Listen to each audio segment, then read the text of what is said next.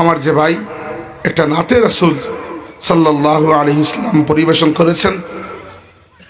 আল্লাহ শুকরিয়া, এই দুইটা বিষয়কে সামনে রেখেই বলছি যে আল্লাহর শুকরিয়া, আল্লাহ রাব্বুল আলামিন না চাইতেই আমাদেরকে তার হাবিবে মুকাররম রাহমাতুল লিল আলামিন শফিউল মুজনিবিন সাইয়্যিদুনা ওয়া মাওলানা মুহাম্মদুর রাসূলুল্লাহ সাল্লাল্লাহু আলাইহি ওয়াসাল্লামের উম্মতি হিসাবে কবুল করে নিয়েছেন। আমি হঠাৎ করে মনে হলো ওই কসিদা শুনে, আমার খুব প্রিয় একটা কসিদা এবং গেয়েছেনও তিনি খুব সুন্দর করে।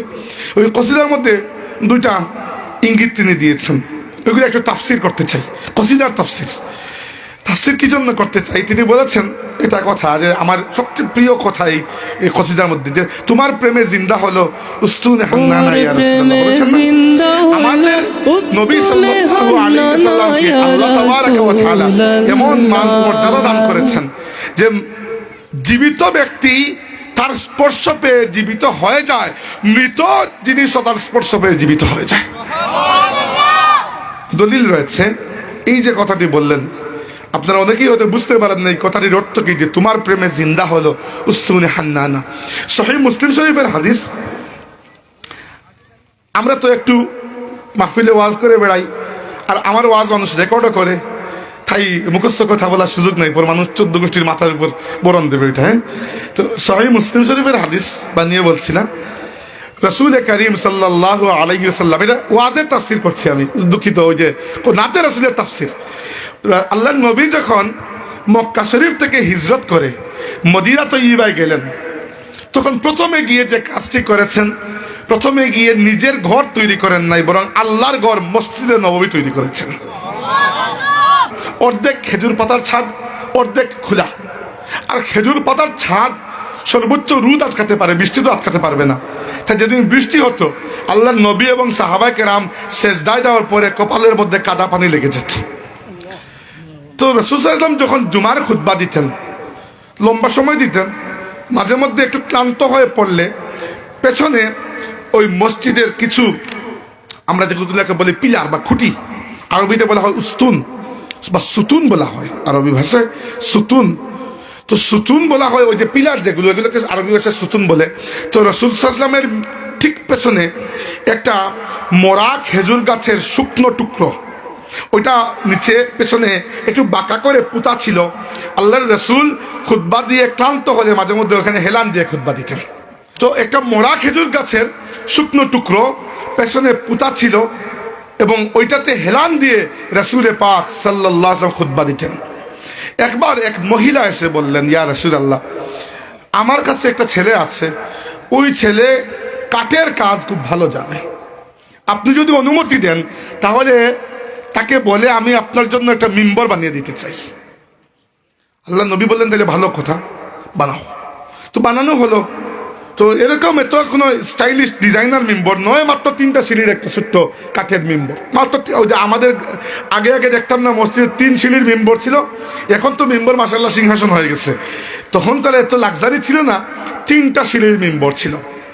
তো ওই মিম্বর যখন এনে রাখা হলো, তো পেছনের ওই যে খেজুর গাছের শুকনো টুকরো, ওইটার তো কোনো কাজ এখন আর নাই, ওইটাকে ওখান থেকে সরিয়ে মসজিদের ঠিক পাশে একটু জায়গা করে ওইটাকে রেখে দেওয়া হলো। তো ঘটনা হচ্ছে কি, আল্লাহর রাসূল যেদিন প্রথমবার ওই মিম্বরের উপর চলেছেন এবং খুতবা শুরু করে দিয়েছেন, সাহাবা কেরাম বলেন যে আমরা শুনতে পেলাম মসজিদের পাশে ওই যে মোরা খেজুর গাছের শুকনো টুকরোকে রাখা হয়েছে, ওই খেজুর গাছের শুকনো টুকরো থেকে শিশুদের মতো কান্নার আওয়াজ আসছে। এটা একটা মোরা খেজুর গাছের শুকিয়ে যাওয়া টুকরো, সেটাকে সুতুন বা পিলার হিসেবে ব্যবহার করা হয়েছিল, ওইটার থেকে শিশুদের মতো কান্নার আওয়াজ আসছে। শিশুদের মতো যে কান্না করে, যে মেয়ে কাঁদে, ওই মেয়েকে আরবি ভাষায় বলা হয় হান্নানা, মানে ফুপিয়ে ফুপিয়ে কাঁদে। তো এই পিলার, এই সুতুন থেকে মেয়েদের মতো কান্নার আওয়াজ আসছে। আল্লাহর নবী সাল্লাল্লাহু আলাইহি ওয়াসাল্লাম খুতবা দিতে পারলেন না, খুতবা মাঝখানে বন্ধ রেখে মিম্বর শরীফ থেকে নেমে গিয়ে আল্লাহর রাসূল ওই শুকনো খেজুর গাছের টুকরোকে নিজের হাতে দিয়ে নিজের বুকের সাথে জড়িয়ে ধরলেন এবং বললেন, যে এতদিন যে আমাদের সাথে ছিল না ওই খেজুর গাছের টুকরো, এখন আমাদের থেকে আলাদা হয়ে যাওয়ার কারণে সে কাঁদছে। এজন্য কবি বলেছেন যে তোমার প্রেমে জিন্দা হলো উস্তুনে হান্নানা। এই শুকনো খেজুর গাছের টুকরোকে মসজিদে নববীর ভেতরেই পুঁতে ফেলা হয়েছে এবং এখন বর্তমানে ওই জায়গায় একটা মিম্বর বানানো হয়েছে। এখনো গেলে আপনি ওই মিম্বর দেখতে পারবেন। দ্বিতীয়ত, এই উস্তুনে হান্নানার ঘটনা বুঝলাম। এছাড়া তিনি আরেকটা কথা বলেছেন যে সাকিয়ে কাউসার, লাইনটা ভুলে গেছে, কি জানি লাইন ছিল, যে সাকিয়ে কাউসার বলেন নাই, 2 নম্বর বিশ্বনাথকে বলেছেন সাকিয়ে কাউসার। সাকিয়ে কাউসার মানে কি আসলে? দেখেন, রাসূল সাল্লাল্লাহু আলাইহি সাল্লামকে আল্লাহ তাবারাকা ওয়া তাআলা 7 জন সন্তান দিয়েছিলেন। 7 জন সন্তান, 4 জন কন্যা মেয়ে আর 3 জন পুত্র। যখনই আমাদের মা খাদিজা রাদিয়াল্লাহু আনহা এবং আমাদের নবী সাল্লাল্লাহু আলাইহি ওয়াসাল্লাম পুত্রের ব্যথায় কাঁদেন, শুনতে পান পাশের ঘর থেকে আবু লাহাব এবং তার স্ত্রী টিটকারি করছে, ফাজলামো করছে। মানে শত্রুতা এই পর্যায়ে পৌঁছাতে পারে কোনো মানুষ কল্পনা করতে পারবে না। ইসলামের দুশ্মনরা আমার নবীর সাথে এই পরিমাণ দুশ্মনী করেছে, এরা বলেছে কাদ বুতিরা মুহাম্মদের লেজ কেটে গেছে, নাউজুবিল্লাহ। আল্লাহ রাব্বুল আলামিন আমাদের নবীকে এত শক্ত পরীক্ষা নিয়েছেন, 1 মাস পর্যন্ত রাসূল সাল্লাল্লাহু আলাইহি ওয়াসাল্লামের চেহারা মুবারকের মধ্যে কোনো হাসি দেখা যায় নাই। 1 মাস পরে বসে আছেন, হঠাৎ করে আল্লাহ নবী হেসে উঠেছেন। সাহাবীরা বলে, ইয়া রাসূলুল্লাহ কি হয়েছে? বলেন, আমার প্রতি আল্লাহ রাব্বুল আলামিন একটা সূরা নাজিল করেছেন, ওই সূরাটি আমাকে 1 মাস পরে চেহারায় হাসি এনে দিয়েছে, আমার মনটাকে খুশি করে দিয়েছে। কোন সূরা? বিসমিল্লাহির রহমানির রহিম, ইন্না আ'তাইনাকাল কাউসার ফাসাল্লি লিরাব্বিকা ওয়ানহার ইন্না শানিআকা হুয়াল আবতার। আল্লাহ রাব্বুল আলামিন বলেছেন, হে আমার নবী, পুত্র নিয়ে গেছি তো কি হয়েছে? ইন্না আ'তাইনাকাল কাউসার, আমি আল্লাহ আপনাকে কাউসারের মালিকানা দান করে দিলাম। এবার কাউসার কি? কাউসার শব্দের 2টা অর্থ আছে। কাউসারের প্রথম অর্থ হচ্ছে, কাউসার জান্নাতের নহর সমূহের মধ্যে একটি নহর, যার মালিকানা আল্লাহ আমাদের নবীকে দিয়ে দিয়েছেন, এটার নাম হচ্ছে আল কাউসার। এবং ওই যে তিনি বললেন সাকিয়ে কাউসার, সাকি শব্দের অর্থ হচ্ছে যিনি পান করান, যিনি পান করান। তো আগের যুগে রাজা বাচ্চারা যখন বসতেন সিংহাসনে, তো সাকি থাকতেন, একজনকে সাকি বলা হয় যিনি পান করান কোনো কিছু। তো রাসূলুল্লাহকে আমরা সাকিয়ে কাউসার কেন বলেছি?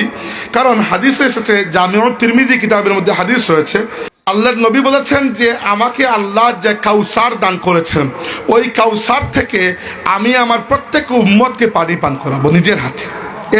আর ওই কাউসারের পাশে শুধু যে কাউসার দিয়েছেন তা নয়, ওই কাউসারের পাশে আল্লাহ আনিয়া অর্থাৎ পাত্র, পান করানোর পাত্র দেবেন আমাকে, আমার প্রত্যেকটা উম্মতকে একটা পাত্র পানি আমি পান করাবো। আর ওই পাত্রগুলোর সংখ্যা রাতের আকাশের তারকারাজির চাইতে বহুগুণ বেশি, ওই পান পাত্রের সংখ্যা। এরপরে বলেছেন, যে ব্যক্তি একবার আমার হাত থেকে কাউসারের পানি পান করবে, সে আর কখনো তৃষ্ণার্ত অনুভব করবে না। এই জন্য আমাদের নবীকে বলা হয় সাকিয়ে কাউসার।